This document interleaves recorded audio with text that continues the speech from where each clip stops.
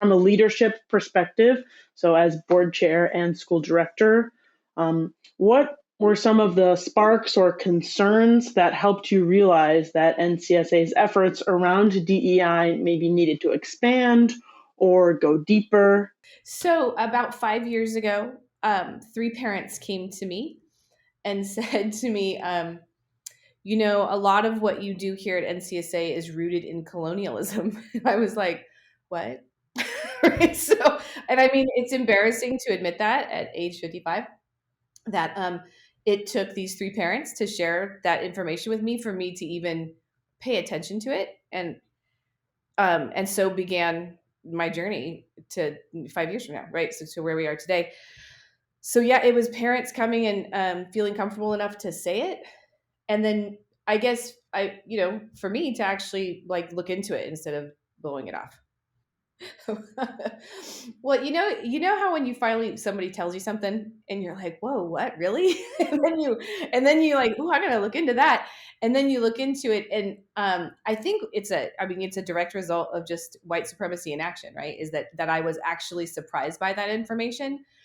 Um, and then wow. So then I went to a couple of conferences, and I want to say big shout out to Courageous Conversations, because that conference is the one that really cracked it wide open for me. It was probably one of the most profound experiences I've ever had, um, and really opened my eyes to like how schools are just really an active part of systemic racism, because of what we teach, because of what we have always been taught, right? And what I was taught as a child, and how it just hasn't shifted at all. I mean, really, like at all. Like if you look at the standards today, they're almost identical to what they were back when I was in middle school. Um, so what ensued from that was a lot of learning on my part, and then I would say finding people who were like-minded within my organization. I want to tell you that ignorance really helped me in the beginning. I was thinking about that today, because it was one of those moments where I thought, oh my gosh, I've just learned a really important fact. Everybody needs to know this. And once everyone knows what I know, we're all going to be on the same page. It's going to be really easy, right? So I didn't get um, how stuck so many people are in their belief system, and how unwilling white people are specifically to step out of that belief system. So I really believe that my ignorance helped me, because I just barreled forward. There was no finesse involved, none whatsoever. And I want to say I just plowed forward, because I believe deeply in what I was learning, and was kind of, our school has always been kind of like a little pocket of, liberalism. And so I felt very called deeply to do this work. I mean, really deeply, like, whoa, a life-changing moment call. So what ensued is me making a lot of people angry at my school, undoing a lot of legacy projects. Things like Colonial Williamsburg was celebrated here with fervor. Okay. Like, it was an event that every year the entire school looked forward to. It was big. And then our very, very Eurocentric, Christian-centric Rebels performance was on the heels of that Colonial Williamsburg. So we were just mired in that colonialism from like October to January. And that too, that Rebels performance, it was this huge performance involving third, fourth, and fifth grade. And it was also a legacy project. Like, parents were looking forward to this moment that their kids got to sing, Old Lang Syne and Wassail on stage. And undoing that with the particular teachers that had created this so many years ago. I mean, this has been done for a long time.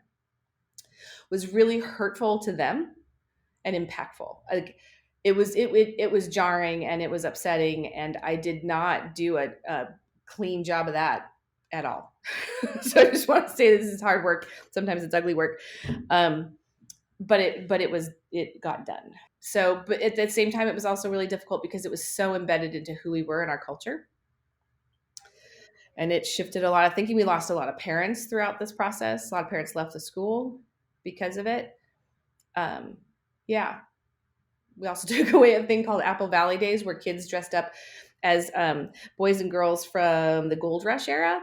and they were very gendered. I mean, it was incredibly, the girls had to wear dresses, boys had to wear pants and vests and hats, and they had to behave of that time in that way. And that was also taken out with great resistance.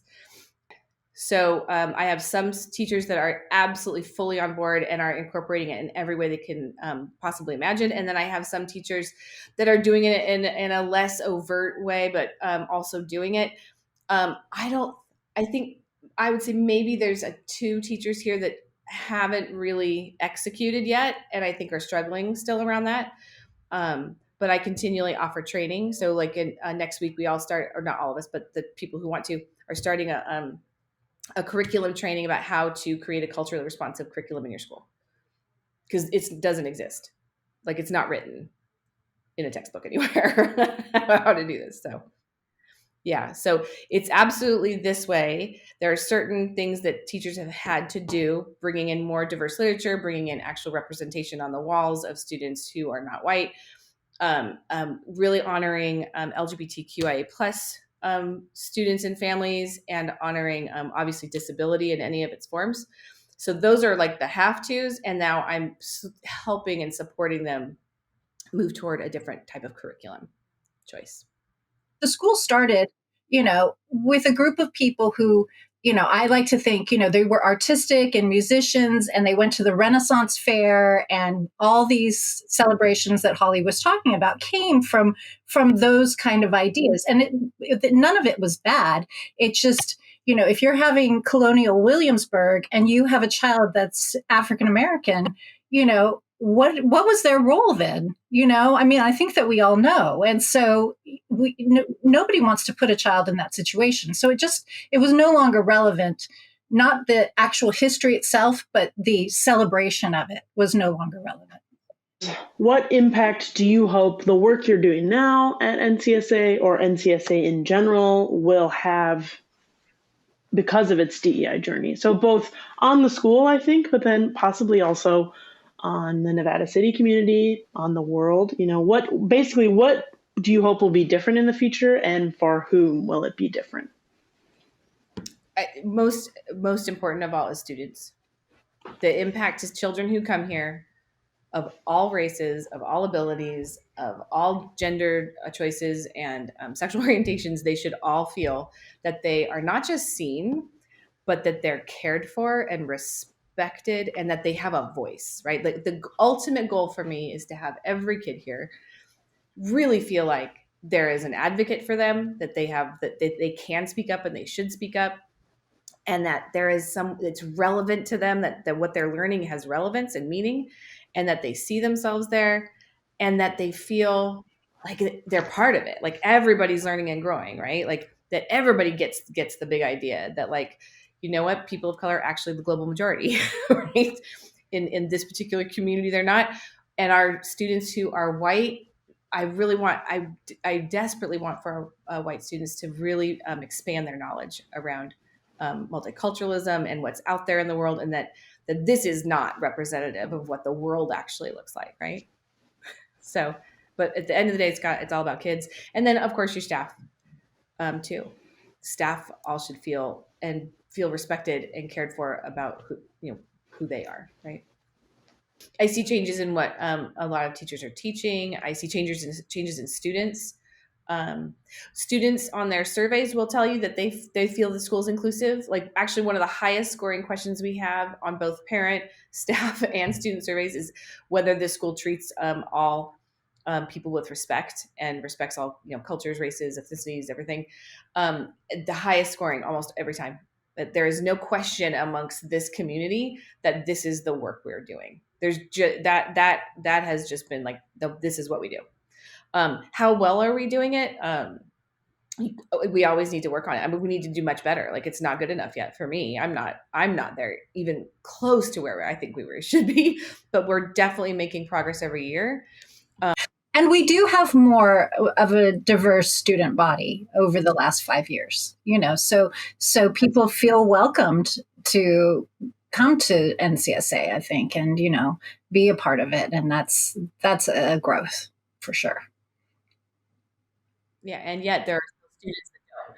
feel that. I mean, I'm sorry to interrupt you, but there are still who are not feeling fully included and represented. And so we have to do better. Like you can't have a few of them not feeling included if, and say what we're doing is good work. Right. I've been in education since I was 23.